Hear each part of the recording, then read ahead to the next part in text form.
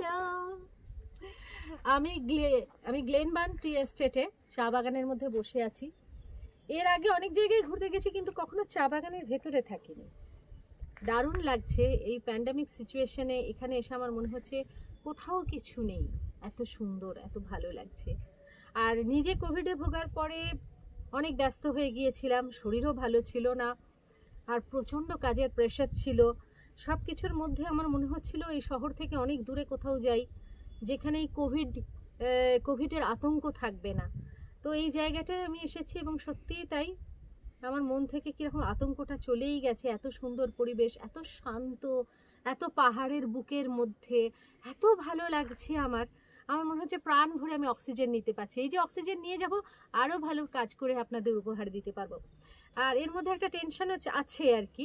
25শে December আমার ছবি release হচ্ছে চীনে। এই প্যান্ডেমিক সিচুয়েশানে আমার ছবি রিলিজ হচ্ছে, তো সেটা নিয়ে আমার একটা টেনশন আছে যে কি হবে। আমি জানি ছবিটা এত ভালো ছবি, আপনারা সবাই খুব ভালোবেসে দেখবেন, একদমই দেখবেন এবং সুরক্ষা বিধি মেনেই দেখবেন, কিন্তু সেটা নিয়েও আমার একটা টেনশন হচ্ছিল। কিন্তু এখানে এসে আমার সমস্ত টেনশন রিলিজ হয়ে গেছে।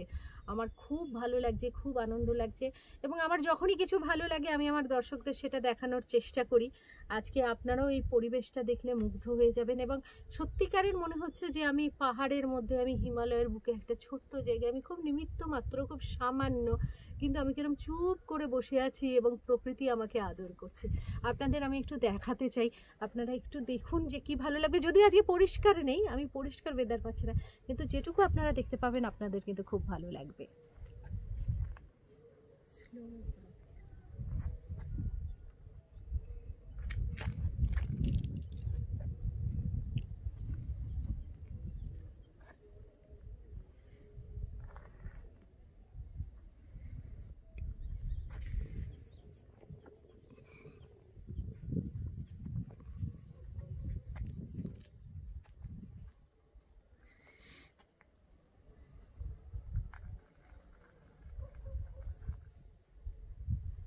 দেখেছেন, প্রত্যেকে খুব ভালো থাকুন, আনন্দে থাকুন, খুব ভালো কাটুক আপনাদের দিনগুলো।